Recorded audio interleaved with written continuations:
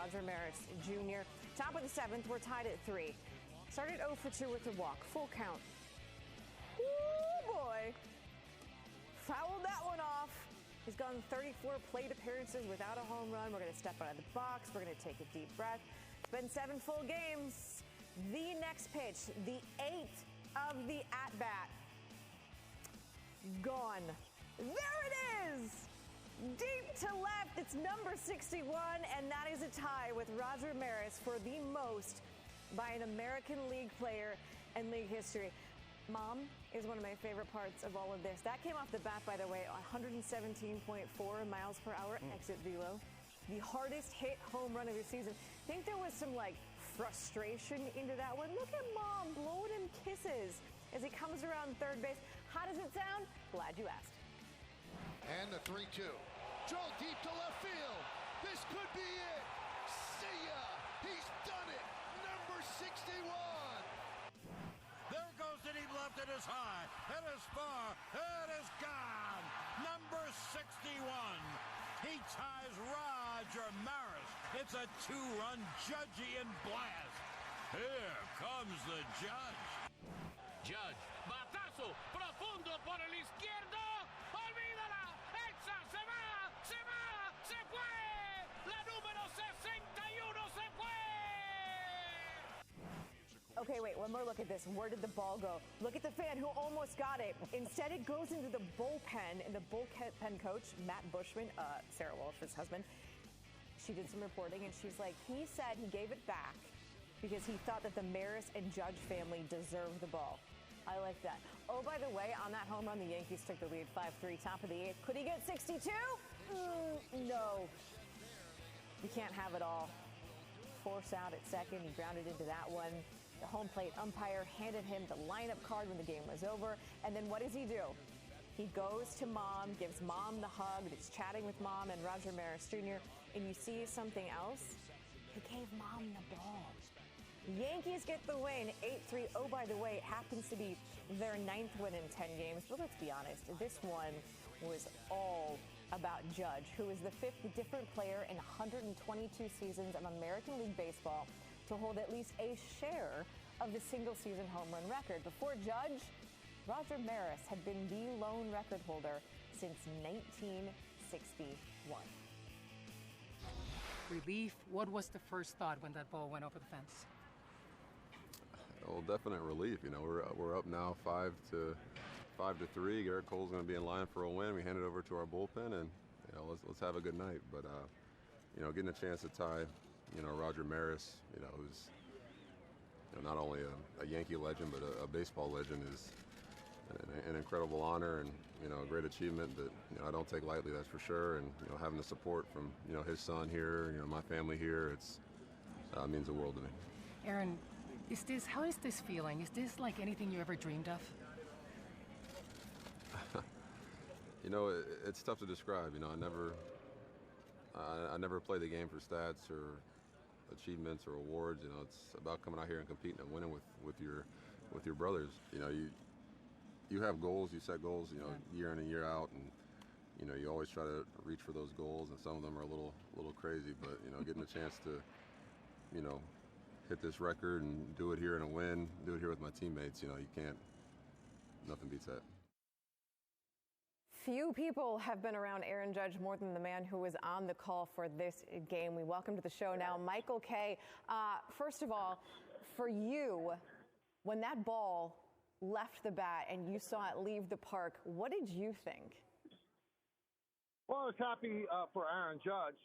It was the type of home run that if you're actually making the call on television or radio, you're not quite sure if it's going to go over the wall, so you can't really go into a home run call. But I think it was just relief for everybody because it has gone 7 games plus this one, and you knew it was just a matter of time. He wasn't going to go a whole season without hitting it.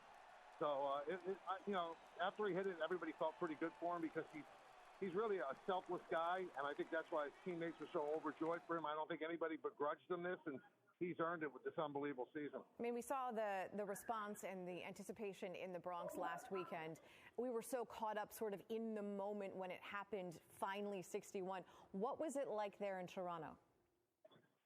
Well, you know what? It was weird because it was also weird in New York. After he got the 60th home run, it became something like I've never seen in all the years I've been around the Yankees, which is, 36 years now covering them. It just got like a tennis match. So they would cheer when he was coming up to the plate, and every time when the pitch was about to be delivered, it got eerily silent, like people held their breath. And maybe that affected him, but this was quiet the whole time, all three games. But I give the Toronto fans credit. This is a big game for Toronto. They want to get the number one wild card. They could have clinched the playoffs, and they just stood and gave him an ovation when the ball went over the wall. So it wasn't raucous like it would be at Yankee Stadium, but they certainly showed him the love. They appreciated the moment. Now, you've mentioned the fact that he is such a selfless player. He's a team guy, and he's talked so many times about wanting to achieve the team goals and winning the division and moving on from there. For him personally, what do you think weighs on him more now? Is it getting to 62? Is it setting a new record, or is it the Triple Crown? You know what? I don't think he really involves himself with that stuff. I know that sounds ridiculous, but when he hit his 60th home run, we couldn't even get an interview with him on the field because he said he wasn't the hero of the game. He wanted Giancarlo Stanton to get it. I think the thing that made this special for him, the Blue Jays had just tied the game at 3. So that 2-run home run actually gave the Yankees the lead 5-3. That's what he cares about, and that's what he has been saying over and over. So you got to just kind of think it's not lip service. He really does care about how this fits into the team concept. And I'll tell you one thing that we've noticed, even through the 7 games plus this one, he never expanded his strike zone. He took all the walks that they gave him, never complained about it, never really moaned about, oh, they're pitching around me. He's just within the team concept. So if 62 against the Orioles maybe this weekend at Yankee Stadium, if it comes within the team concept and they win, I think he'll be happy. He hasn't spoken at all about the Triple Crown, not a bit. It obviously wasn't just about Aaron Judge, at least in that moment, because, I mean, you've talked this week about feeling a little anxious about making the call when it finally happened. So for you personally, how do you feel? I feel okay. Obviously, it's not about me. I was asked, do you feel any nerves about this? And, I've been so lucky that, broadcasting the Yankees for 31 years, there have been a lot of great moments to call, and I've been lucky with those calls, and I just didn't want to mess it up. So that gives you a little moment of anxiousness, but I didn't stumble through anything, so I feel pretty good. No, you did not stumble at all, and neither did he. We appreciate the time. Thank you. Of course, my pleasure. All right, so not only did Aaron Judge tie the American League record with his 61st home run of the season, he also leads all 3 categories for the AL Triple Crown.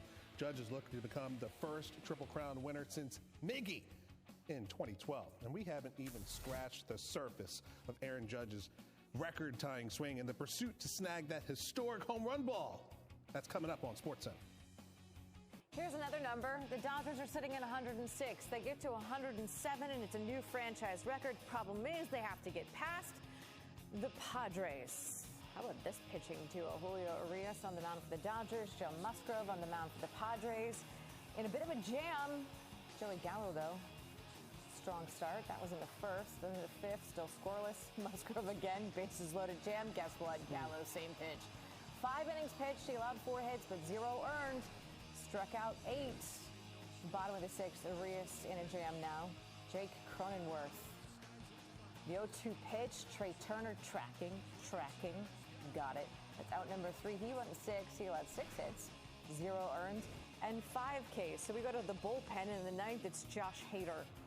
Chris Taylor. No. Cody Bellinger. No. Mookie Betts. You're up. I mean, at least he makes contact. Jerkson Profar, you're the 3rd out. Padres didn't have an answer in the 9th. Now in the 10th, Freddie Freeman. Mookie Betts scores. We got a run on the board. It's 1-0 in the 10th. Meanwhile, back east in the National League, it can't get any tighter. It's even, sort of. That's why there's an asterisk. We'll explain in a second. Wednesday night, Mets fresh off an L. Bottom 7, they're already down 4-0. So they're 2-9 this month when their opponent scores first. That's 27th in the bigs. Eduardo Escobar, he had a big night. And a big fly. Just because you don't see the beast doesn't mean the beast isn't there. 20th of the season for Escobar. Mets back in the game, 4-2. Bases loaded in the 8th. Richard Blyer, he's had a tough week. John Tumpain, behind the plate. Remember, he's the umpire from the night before. Called 3 balks on Blyer to force in a run. Obviously, that's not ideal if you're any pitcher at any level. Don Mattingly and Blyer both ejected. Back to Wednesday. Escobar, remember, the night is all about him, and the nightmare continues for Blyer. He just needs a hug. He's having a bad week. Mets tied the game at 4. Bottom of the 10th. Still tied at 4. Escobar now batting left-handed because he's a switch. He went from nasty to Nas to Escobar. Walks it off. He's the 3rd player in Mets history with 5 RBI, also a career high. 5-4 the final. They're now 10-2 in extra innings. That's the best mark in Major League Baseball. How about it in the NL East?